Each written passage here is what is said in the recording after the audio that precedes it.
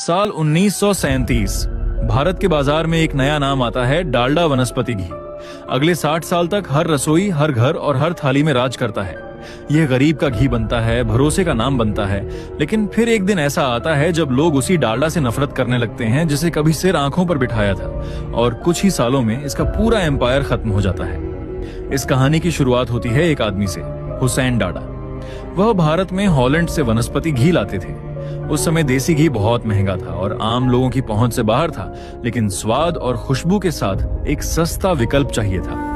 फिर आते हैं लीवर ब्रदर्स, जो हुसैन दादा के साथ मिलकर 1937 में एक नया ब्रांड बनाते हैं। डाडा में अपना एल जोड़कर नाम रखा जाता है डालडा। इसके बाद शुरू होता है भारत का पहला बड़ा मार्केटिंग अभियान। क्योंकि भारत में उस समय गाड़ियां नहीं होती थीं, तो इस मार्केटिंग में गाड़ियां गली गली घूमती थीं, जिस पर डालडा के डिब्बे का डिजाइन बन होता था। मुफ्त सैंपल बांटा गया और धीरे धीरे लोगों की पसंद डालडा बन गया और हर घर का हिस्सा बन जाता है। 1950 से 1980 के बीच डालडा का मतलब ही वनस्पति घी हो जाता है। हर शादी, हर त्योहार, हर मिठाई में डालडा की खुशबू होती है। इनकी ग्रोथ में भारत की गवर्नमेंट का बड़ा योगदान रहा है।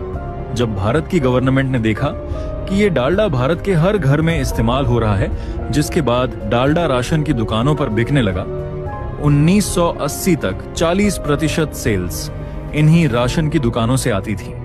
इन्होंने हर साल लाखों टन वनस्पति बेची और 1980 तक डालडा अपने सक्सेस की पीक तक पहुंच गया। लेकिन अब सब कुछ बिखरने वाला था। 1990 के बाद लोग स्वास्थ्य के प्रति जागरूक होने लगे।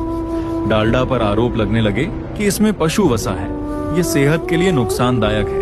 जिस भरोसे पर यह ब्रांड खड़ा था, वह भरोसा टूटने लगा। नए ब्रांड बाजार में आ गए, सफोला, रिफाइंड ऑयल, और धीरे धीरे डालडा अपना सिंहासन खो देता है। 2003 में हिंदुस्तान यूनिलीवर इस ब्रांड को बेच देता है। एक जमाने का बादशाह सिर्फ एक याद बनकर रह जाता है। ये कहानी सिर्फ एक तेल के ब्रांड की नहीं है, ये कहानी है समय के साथ बदलने की। चाहे आप कितने भी बड़े हों, अगर आपने खुद को और अपने काम को वक्त के साथ बदलना नहीं सीखा, तो एक दिन दुनिया आपको पीछे छोड़ देगी। डालडा गिरा क्योंकि वह बदला नहीं।